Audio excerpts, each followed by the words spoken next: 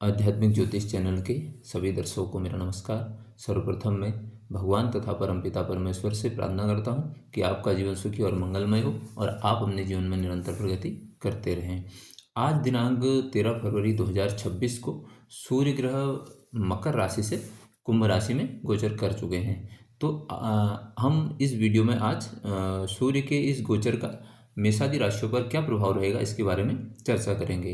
तो वीडियो प्रारंभ करने से पूर्व मैं आप लोगों से निवेदन करना चाहूँगा कि आप मेरे YouTube चैनल आध्यात्मिक ज्योतिष को सब्सक्राइब कीजिए और नोटिफिकेशन बेल को आप ऑन कर लीजिए। दूसरा, मैं आपको यहाँ पर पुनः स्मरण कराना चाहूँगा कि मैं अपने प्रत्येक वीडियो में ऐसा बोलता भी हूँ, इस गोचर का सर्वाधिक प्रभाव उन जातकों पर होगा जिनको या तो सूर्य की महादशा चल रही होगी, या सूर्य की अंतर्दशा चल रही होगी, या सूर्य की प्रत्यंतर दशा चल रही होगी। इसके अलावा जो अन्य जातक हैं उन पर इसका प्रभाव थोड़ा कम रहेगा। तो आइए अब हम वीडियो को प्रारंभ करते हैं।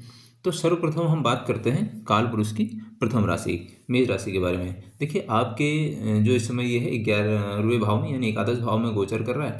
तो एकादश भाव क्या है, आपका आय का है। तो आपके जो आय के नए स्रोत आपके खुल सकते हैं। आपको इन्वेस्टमेंट से लाभ होगा अगर आपने पहले इन्वेस्ट किया हुआ है कहीं। और दूसरा, यहाँ पर क्या होता है कि एकादश भाव जो है इच्छा पूर्ति का है। तो लंबे समय से अगर आपके रुके हुए कुछ काम हैं तो वो आपके इस समय संपन्न हो सकते हैं। आपका जो सोशल सर्कल है वो बढ़ जाएगा इस समय, और सोशल सर्कल से आपको लाभ भी होगा। दूसरा क्या है कि संतान पक्ष की ओर से आपको कोई शुभ समाचार मिल सकता है, या आप संतान के बारे में कुछ फैसला ले सकते हैं उनके वेलफेयर के लिए। दूसरा, यहाँ पर जो नेटवर्किंग से जुड़े हुए जो लोग हैं उनका जो है संपर्क जो है एक प्रभावशाली लोगों से, या जो बड़े संपर्क उनके होंगे और जो उनके भविष्य के करियर के लिए बड़ा लाभदायी होने वाला है।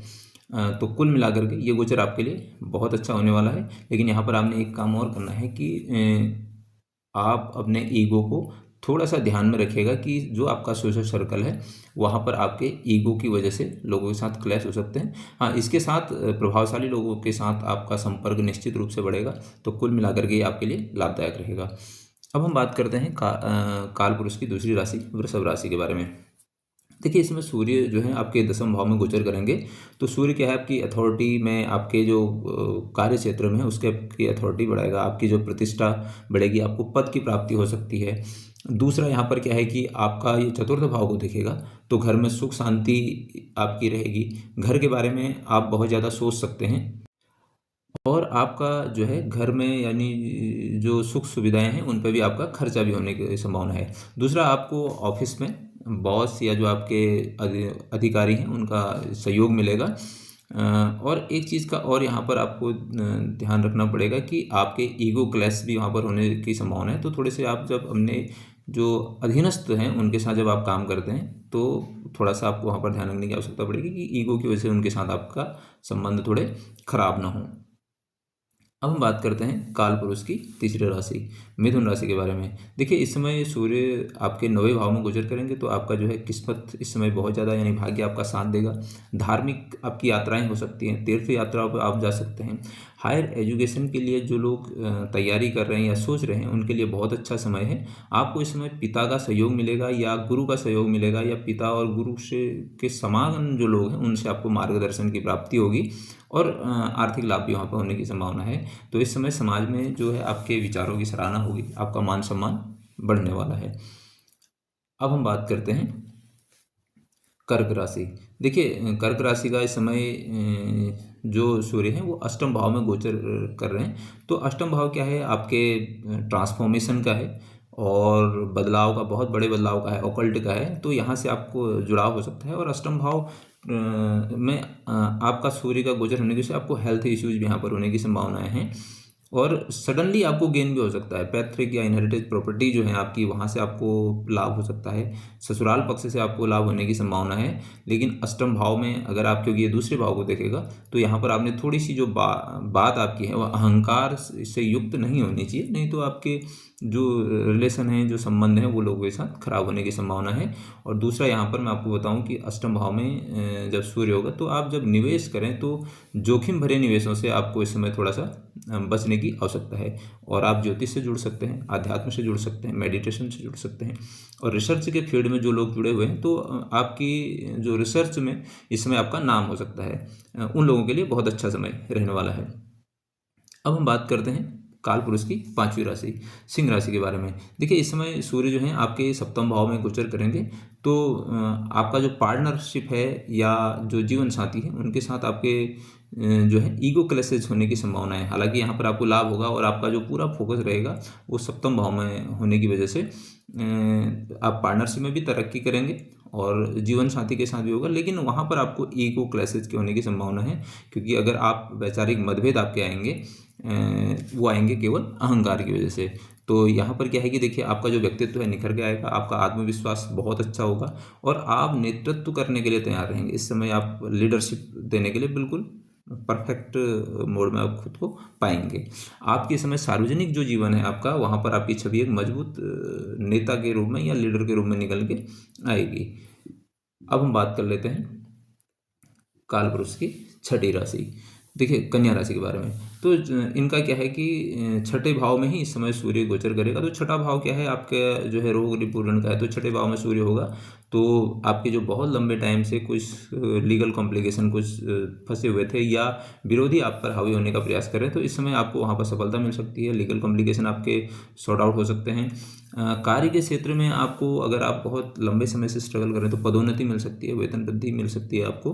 कार्य क्षेत्र में आपका जो मेहनत है वो इस समय निखर के आएगी।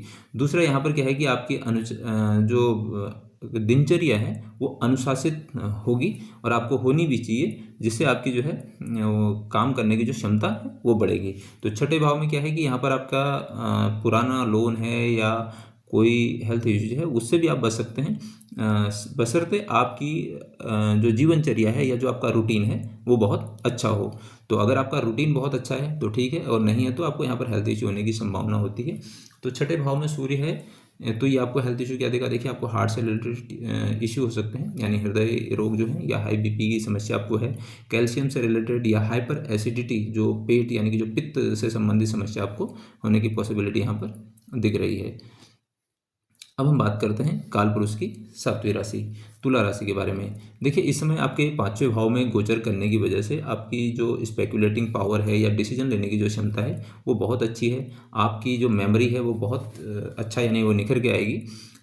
यहाँ पर सूर्य होने की वजह से थोड़े से मैं आपको बताऊं जो आपके रिलेशनशिप में है उसमें आपको अप्स एंड डाउन्स आ सकते हैं, उतार चढ़ाव आ सकते हैं, तो आपको बातचीत से मसले सुलझाने पड़ेंगे। यहाँ पर क्या है कि पंचम भाव में जब सूर्य होंगे तो ईगो की वजह से आपके जो है वो संबंधों में दरार आ सकती है कहीं, तो वो आपको वहाँ पर बात पैचअप करने के लिए बात करनी पड़ेगी। दूसरा यह है कि करियर को लेकर के जो आप चिंताएं कर रहे हैं, क्योंकि ये बहुत अच्छा रहेगा। स्किल डेवलपमेंट की तरफ आप जा सकते हैं, कोई एजुकेशन में वहाँ से आपको रिवॉर्ड मिल सकता है। क्रिएटिविटी या नए आइडियाज़ पर अगर हम काम करना चाहते हैं, इनोवेटिव आइडियाज़ आपको आ सकते हैं, उनके लिए ये बहुत ही बेहतर समय है। अब हम बात करते हैं काल पुरुष की आठवीं राशि। देखिए इस समय सूर्य आपके चतुर्थ भाव में गोचर कर रहे हैं, तो चतुर्थ भाव में सूर्य अगर गोचर कर रहे हैं, देखिए आप प्रॉपर्टी की तरफ जा सकते हैं, खरीद सकते हैं, आप वाहन आप खरीद सकते हैं, ऐसा आपका मन हो सकता है, वहाँ आपको इन्वेस्टमेंट की तरफ जा सकते हैं। माता के स्वास्थ्य की थोड़ी सी आपको समस्या हो सकती है कि उनका स्वास्थ्य थोड़ा खराब हो और उनका आपको सेहत का ध्यान रखना पड़े, उनके साथ आपको समय बिताना पड़ सकता है। कार्य क्षेत्र में थोड़ा सा इस समय दबाव भी हो सकता है, जिसकी वजह से आपका पीस ऑफ माइंड थोड़ा सा गड़बड़ा सकता है।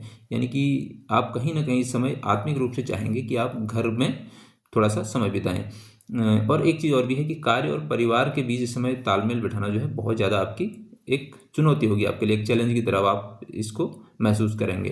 दूसरा यह है कि आपका जो चतुर्थ भाव में अगर सूर्य है तो ईगो की वजह से आप ध्यान रखिएगा, क्योंकि सूर्य अहंकार है या मैं कहूँगा अहंग है, उसकी वजह से आपके घर में जो पीस ऑफ माइंड है वो प्रभावित हो सकता है, तो वहाँ आपको थोड़ा सा ध्यान देने की आवश्यकता पड़ सकती है। अब हम बात करते हैं काल पुरुष की नौवीं राशि। देखिए आपके तीसरे भाव में इस समय गोचर कर रहे हैं, तो तीसरा भाव क्या है, आपके आत्मविश्वास को यह चरम पर लेके जाएगा। मीडिया से जुड़ा हुआ भाव है, तो आपकी छोटी छोटी यात्राएं हो सकती हैं जो आपके लिए लाभदायक होंगी।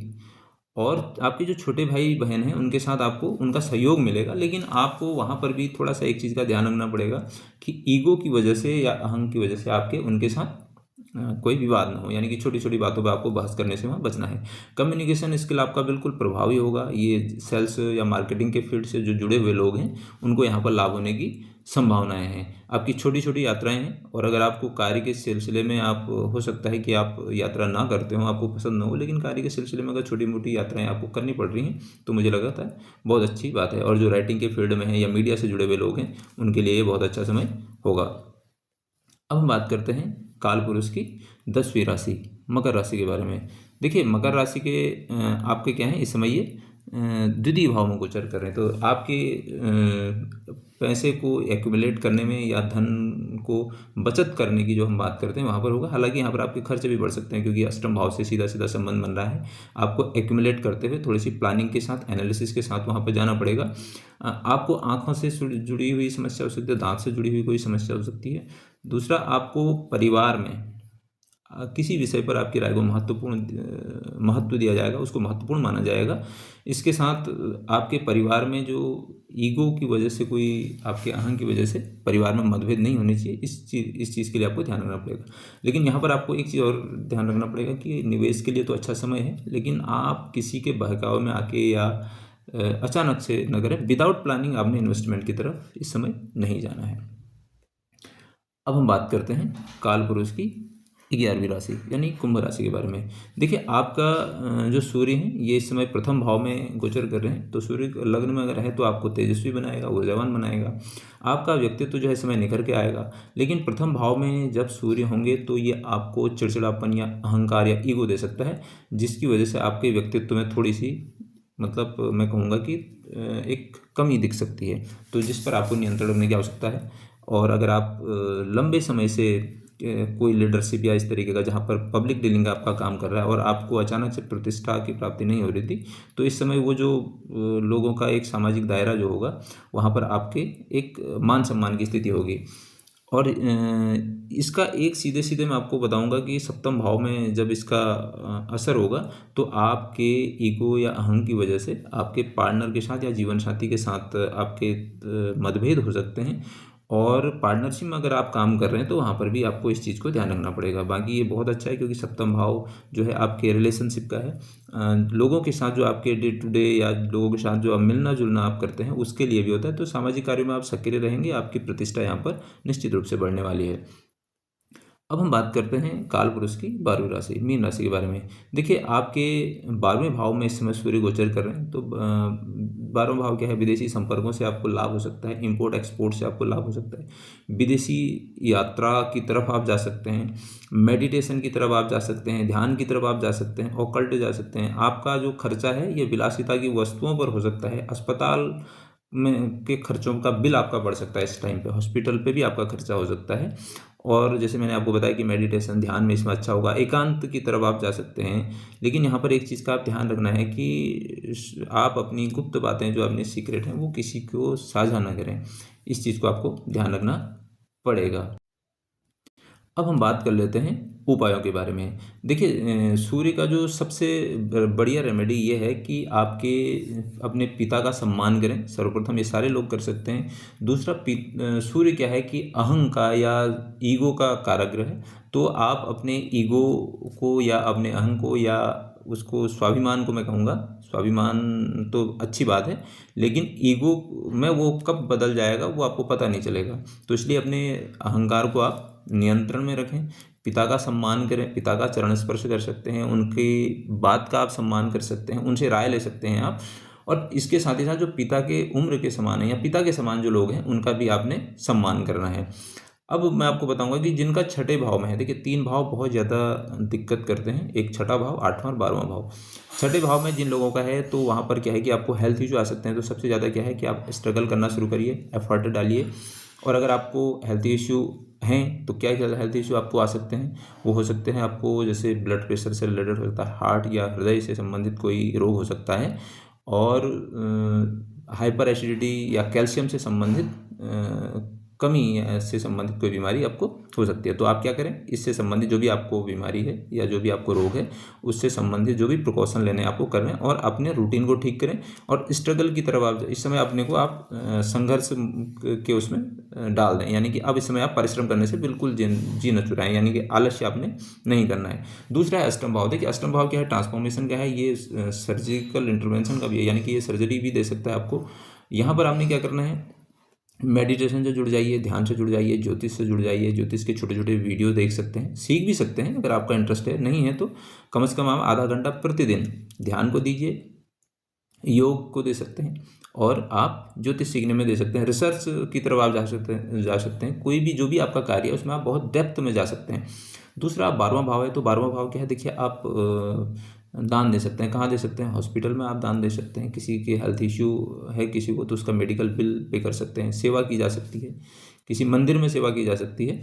और इसके अलावा जो सामान्य लोग हैं, जो वो क्या उपाय करें? देखिए, आप आदित्य हृदय स्तोत्र का पाठ कीजिए और सूर्य को प्रतिदिन जल अर्पित करें, तो आपका कल्याण होगा। आपने मुझे इतना समय दिया, इसके लिए आपका बहुत बहुत धन्यवाद।